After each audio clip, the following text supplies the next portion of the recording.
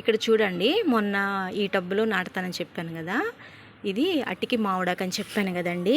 కొంచెం వడలిపోయినట్టుంది. ఇది నాటి కూడా 4 days 5 days అవుతుంది. అంటే వేరే కుండీలో ఉంటే తీసి ఇందులో నాటాను అన్నమాట. అంటే బ్రతికిద్దో లేదో అని చెప్పానని కొంచెం భయం వేసి కొంచెం ఎక్కువ వాటర్ పోసి దీనికి కూడా చుట్టూ కవర్ చుట్టేసాను అన్నమాట ఒక 4 days. అయితే కొంచెం పర్లేదు, పచ్చగానే ఉంది. అయితే దీని పేరు ఈరోజు విన్నాను నేను, పునర్నవ అంటారంటండి. ఇది కిడ్నీ ప్రాబ్లమ్స్ ఉన్న వాళ్ళకి ఈ ఆకుకూర చాలా మంచిదంట. నాకు అటిక మామిడాకి అని తెలుసు, కానీ ఇది పునర్నవ అనేది నాకు తెలియదండి. చూడండి, ఆకులు మట్టి కొంచెం అయింది. మొన్న తీసి నాటేటప్పుడు అంతకుముందు చాలా బాగుండిందండి, ఫ్రెష్గా పచ్చగా ఉండింది. అయితే ఇది స్ప్రెడ్ అవ్వాలి, దీనికి వచ్చి ఏమన్నా అంటే విత్తనాలు కానీ ఏమన్నా ఉంటే ఇక్కడే పడి మళ్ళీ ఇంకా అలా చాలా మొక్కలు రావాలి అని నేనైతే ఇక్కడే వేసేసాను అన్నమాట. అప్పుడు వేరే దాంట్లో వేసాను, చిన్న దాంట్లో డబ్బాలు. అందువల్ల ఇక్కడ తీసి నాటాను అన్నమాట. ఇక 4 days తర్వాత తీసాను. కొంచెం పచ్చగానే ఉంది. అయితే దీని పేరు పునర్నవ అటికి మామిడాకు. అటు కాకుండా ఇంకా తెల్లగలగమో ఏదో పేరు అంటండి, ఏదో ఏరియాలో పిలుస్తారంట, నాకైతే తెలియదు. నాకు అటికి మామిడాకనే తెలుసు, ఎందుకంటే చిన్నప్పుడు మా అమ్మగారు తీసుకొచ్చి పప్పులో ఎక్కువ పెట్టేవారు అన్నమాట. అటికి మామిడాకు, చెంచలాకు, సిర్రాకు అలా చెప్పేవారు మా అమ్మగారు. కాబట్టి నేనైతే ఈ మొక్కని ఇలా పెంచుదామని అనుకుంటూ ఉన్నాను. ఏమోనండి, నిజంగా మనం అనుకుంటాం, కానీ అన్నిట్లో మనమే చెయ్యాలి అంటే అది మనిషికి అసాధ్యమైన పని అండి. చేస్తాం కానీ ఏదైనా కూడా ఏదో కొంత మన హ్యాపీనెస్ కోసం చేస్తాం, కానీ ఏదైనా ఒక ప్రొఫెషన్ మీద చేసే ప్రయాణము, దాంట్లో అనుభవాలు కానీ ఏదైనా కూడా అది అచీవ్మెంట్ వేరన్నమాట. కానీ మనం ఏంటంటే అన్నీ మనమే చేసేయాలనుకుంటాము, కానీ అలా మనము ఎక్కువ ఏంటంటే ఒత్తిడికి గురవుతాం అన్నమాట.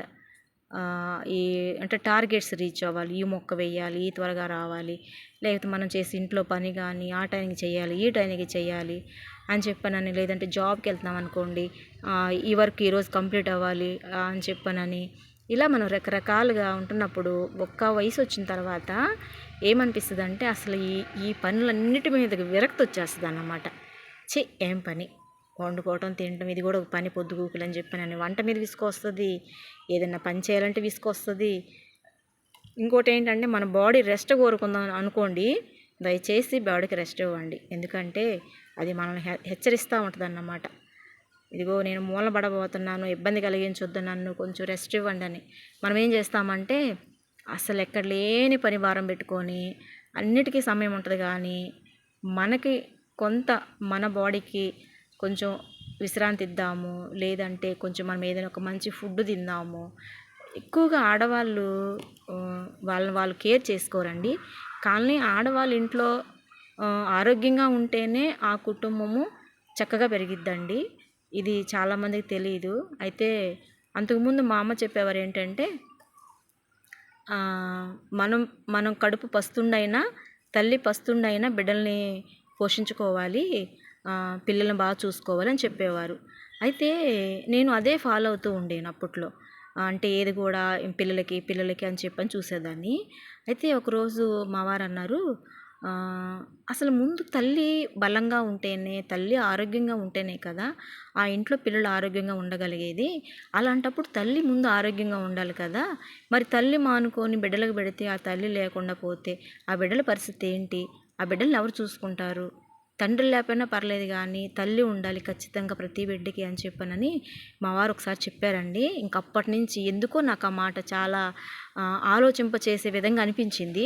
ఆయన క్యాజువల్గానే అన్నారు, కానీ ఏదో చిన్న డిస్కషన్లో మాట్లాడుకుంటూ ఉన్నప్పుడు ఆ మాట అన్నప్పుడు ఇంకా నాకు అనిపించింది. నేను అప్పటి నుంచి ఏం చేసేదాన్ని అంటే కొంచెం ఏదైనా కూడా నేను తినకుండా ఆపుకునేదాన్ని, కానీ ఇప్పుడైతే కొంచెం తింటున్నాను. అంటే కొంచెం మంచి ఆరోగ్యకరమైన ఫుడ్, అంటే కొంచెం ఏదన్నా ఒక కొబ్బరి బోండా తాగాలనుకోండి, అరే కొబ్బరి బోండా 70 రూపాయలు అవుతుంది, లేదా 50 రూపాయలు అవుతుంది, మనం తాగేమనుకోండి మరి ఇంట్లో చాలా ఖర్చులు అయిపోతాయి కదా అని ఆలోచన చేస్తాము ఆడవాళ్ళమైతే. నేనైతే ఒక్కొక్కసారి బయటికి ఏదైనా మీటింగ్స్కి వెళ్ళినా, ఎక్కడికి వెళ్ళినా కూడా మార్నింగ్ ఒక వాటర్ బాటిల్ తీసుకెళ్తాను వెళ్ళేటప్పుడు. ఆ వాటర్ బాటిల్తో వెళ్ళి మళ్ళీ ఆ వాటర్ బాటిల్తోనే వచ్చేదాన్ని అన్నమాట. ఇంకేం బయట తినేదాన్ని కాదు, చేసేదాన్ని కాదు. అలా నేను కొన్ని సంవత్సరాల పాటు ఒక 10 ఇయర్స్ స్కూల్కి వెళ్ళేటప్పుడు కూడా మార్నింగ్ తినేసి వెళ్ళేదాన్ని. ఇంకా మధ్యాహ్నం తినకుండా అలాగే స్కూల్ నుంచి 4 గంటలకు ఇంటికి వచ్చేంత వరకు ఒక 10 ఇయర్స్ అలా గడిపేశాను అన్నమాట. అయితే ఇప్పుడు దాని ప్రభావం నాకు నరాల బలహీనత మీద పడి బాడీ అంతా B12 తగ్గిపోయి, విటమిన్స్ అన్ని తగ్గిపోయినాయి. తర్వాత వచ్చేసి చిన్న పనికి కూడా అలసిపోతున్నాను, ఆయాసము, ఇలా రకరకాలమైన అంటే ఎక్కువ టెన్షను, ఇలా ఒత్తిడి అలా అయిపోయానన్నమాట. అంటే అప్పుడు అనిపించింది, ఓహో నిజంగా మా వారు చెప్పింది నిజమే కదా, మనం ఆరోగ్యంగా ఉండాలి కదా, మనం ఆరోగ్యంగా ఉండాలి, ప్లస్ మన పిల్లల్ని ఆరోగ్యంగా ఉంచాలి, బాధ్యత మన మీదే ఉంది. కాబట్టి దేవుడు మనకి ఒక బాధ్యత అప్పగించినప్పుడు ఆ బాధ్యత మనం ఖచ్చితంగా నెరవేర్చాలి. అంటే మనం చేయగలమంటేనే సామర్థ్యం కల వాళ్ళకి దేవుడు ఇస్తాడు కదండి. దేవుడైనా మనుషులైనా కూడా ఎవరైనా ఒక పని చేయగలరు అనుకుంటే, ఒక మంచి ఏదైనా పెద్ద సమస్య అనుకోండి, అసలు దీన్ని ఎవరు సాల్వ్ చేస్తారు అని అలాంటి వ్యక్తుల కొరకు, దాన్ని డీల్ చేసే వ్యక్తుల కొరకు చూస్తారన్నమాట. అంటే దాని సామర్థ్యం గల వాళ్ళు ఉంటారు అనేది ఒక ప్రత్యేకత. కాబట్టి దేవుడు కూడా మనకి ఇచ్చిన ప్రత్యేకత ఏంటంటే, ఇంట్లో స్త్రీలుగా మనము చాలామంది బాధపడిపోతూ ఉంటారన్నమాట. నేను హౌస్ వైఫ్ అయితే ఏంటండి, మనం పొద్దున్న నుంచి సాయంత్రం వరకు ఇంట్లో అన్ని పనులు చక్కబెట్టుకొని మనల్ని మనం పట్టించుకోకుండా చేస్తున్నప్పుడు ఒకరిస్తే గౌరవింది మనకు మనం ఇచ్చుకోవాలి కదా. ఎప్పుడైనా సెల్ఫ్ కాన్ఫిడెన్స్ ఉండాలన్నమాట. నేను చేయగలను అని చెప్పానని. మనం ఒక మంచి పని చేసినప్పుడు మన హృదయమే చెప్తుంది నువ్వు మంచి పని చేసావని. అదే శభాష్ అంటది. అది చాలు కదా మనకి. ఎవరో వస్తారు, ఏదో చేస్తారు, ఎదురు చూసి మోసపోకమా, నిజం మరిచి నిద్రపోకమని చిన్నప్పుడు మా అమ్మగారు ఒక సినిమా పాట చెప్పేవారు అన్నమాట. పొద్దుగూకులు అదే చెప్పేవాళ్ళు. నాకు ఇప్పుడు అది గుర్తొచ్చింది. ఎట్లయినా పెద్దలతో ప్రయాణం చాలా చాలా మంచి ప్రయాణం అండి. అయితే అలాగనే ఎప్పుడైనా కూడా స్త్రీలు మాకు ఇది రాదు, మేము చెయ్యము అని ఒక నెగిటివ్ థాట్స్ అనేవి రాకూడదు. ఆ మాటలు కూడా మనకు రాకూడదు అన్నమాట. ఒకవేళ రాకపోయినా కూడా నేను చేయగలను, చేస్తాను అని చెప్పానని మనము అలా మనకు మనం చెప్పుకుంటే మనకు అసాధ్యమైంది కూడా సుసాధ్యం అవుతుంది అన్నమాట. అందుకే దేవుడు ఏమంటున్నాడంటే, నమ్ముట నీ వలనైతే సమస్తము సాధ్యము అంటున్నాడు. కాబట్టి ఇది నేను చేయలేను అనుకుంటే మనం చేయలేము. నేను చేయగలను అనుకుంటే అది ఒక పాజిటివ్ ఎనర్జీ అన్నమాట. మనకి దేవుడు కూడా ఈ విశ్వంలో పెట్టింది ఏంటంటే పాజిటివ్ ఎనర్జీ. ఎవరైతే ఇది పాజిటివ్గా ఆలోచన చేస్తారో అది పాజిటివ్ ఖచ్చితంగా జరిగిద్దంట. కాబట్టి మనము స్త్రీలమి మనము తక్కువ, ఎవరో వచ్చి గుర్తింపు ఇవ్వాలి, ఏదో మహిళా దినోత్సవం చేసుకోవాలి. నిన్నైతే అందరూ మహిళా దినోత్సవం చెబుతూ ఉంటే నాకైతే అసలు మహిళకి దినోత్సవం ఏంది అసలు నాకు అర్థం కావట్లేదు అనని. కాకపోతే స్త్రీ ఏంటంటే శారీరకంగా బలహీనరాలండి, మానసికంగా దృఢవంతురాలన్నమాట. ఆమెకున్న సహనము, ఓపిక అంత ఎందుకండి. ఆమె సహనము, ఓపిక ఒక బిడ్డని కన్న తర్వాత ఆమె కనగలిగింది అంటే ఇంకంతకంటే ఆమె సామర్థ్యము ఎవరు లెక్కేసుకోవాల్సిన పని లేదు. ఎందుకంటే ఒక 52 ఎముకలు ఒక్కసారి పెళ్ళునిరిస్తే ఎంత పెయినో అలాంటి పెయిన్ ఒక బిడ్డకి జన్మనిచ్చేటప్పుడు ఆ తల్లి అనుభవిస్తుంది. కాబట్టి ఇంకా అంతకంటే నొప్పి నీ లోకంలో పెద్ద ఎక్కువేమైంది కాదు. కాబట్టి ఎవరో ఏదో అన్నారు, అత్తమామలు గుర్తించలేదు, ఇంట్లో తోడుకోడలు గుర్తించలేదు, పిల్లలు గుర్తించలేదు, భర్త గుర్తించలేదని చెప్పానని బాధపడుతుంటాము. కానీ మన బాధలో న్యాయం ఉంది. ఎందుకంటే మనం వాళ్ళందరి కొరకు కష్టపడుతున్నాం కదా.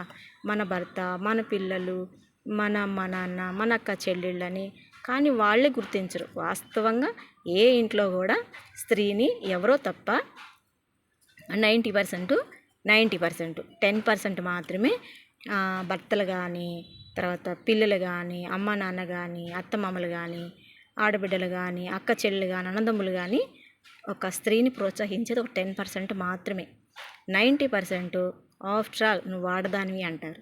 కాబట్టి వాళ్ళ ఆఫ్టర్ ఆల్ ఆడదానివన్నా పర్లేదు. ఎందుకంటే దేవుడు మనకి ఎక్కడ లేని ధన్యత, ఒక స్త్రీకి జన్మనిచ్చే ధన్యత, ఒక బిడ్డకి పాలిచ్చే ధన్యత, మరి ఇంటిలో వాళ్ళకి మంచి ఆరోగ్యంగా ఉండగలిగేటట్టు వాళ్ళ ఇంటి పరిశుభ్రాలు కానీ, తర్వాత పరిసరాలు పరిశుభ్రం కానీ, వాళ్ళకి ఆహారం వండే విషయంలో కానీ ఓపిక ఉన్నా లేకపోయినా, బాగున్నా బాగలేకపోయినా, మరి కుటుంబంలో నెమ్మదున్న లేకపోయినా, ఇంట్లో గొడవలున్నా సంతోషం ఉన్నా, పండగలైన పబ్బాలైన పెళ్ళిళ్ళైనా ఏమైనా సరే స్త్రీ లెగవాల్సిందే, పని చేయాల్సిందే. ఆమె పని ఆమె బాధ్యత నెరవేర్చుకోవాల్సిందే. కాబట్టి నేనైతే నిన్న రోజున మహిళా దినోత్సవం రోజు నేను ఎవరికీ చెప్పలేదు. కాకపోతే ఇంకా ప్రేయర్లో మాత్రం చెప్పాను. అందరూ చెప్తున్నారు కాబట్టి నేను చెప్పలేదు అనుకుంటారని సిస్టర్ గారు చెప్పట్లేదు ఏంది అనుకుంటారేమో నాకు ఉద్దేశంతో చెప్పాను నేను. కానీ వాస్తవంగా స్త్రీకి స్వాతంత్రం వచ్చిందా అంటే రాలేదని నేను చెప్తాను. ఎందుకంటే ఏ ఇంట్లో భర్త స్నేహితుడిగా ఉంటాడో ఆ స్త్రీకి స్వాతంత్రం వచ్చినట్టు. ఏ తండ్రి తన కుమార్తె మీద నమ్మకం ఉంచుతాడో ఆ ఇంట్లో స్త్రీకి స్వాతంత్రం వచ్చినట్టు. ఏ కొడుకులు ఏ కూతుళ్ళు తల్లిని గౌరవిస్తారో వాళ్ళకి స్వాతంత్రం వచ్చినట్టు. ఎందుకంటే ఈ ఒక్క స్త్రీ ఎదురు చూసేది ఎవరి కోసం అంటే ఆ చిన్న ప్రేమ కోసం. నువ్వు బాగా చేసావమ్మా, నువ్వు బాగా చేస్తావమ్మా, నువ్వు చాలా అంత మంచిదానివమ్మా అని, నువ్వంటే మాకు చాలా ఇష్టమమ్మా అని చెప్తే చూడండి, ఒక్క మాట ఆ బిస్కెట్లాగా పడేస్తే కుక్కపిల్ల పడిపోయినట్టు పడిపోయిద్ది అన్నమాట ఒక తల్లి. అంటే నేను తల్లిని కుక్కపిల్ల అనట్లేదండి.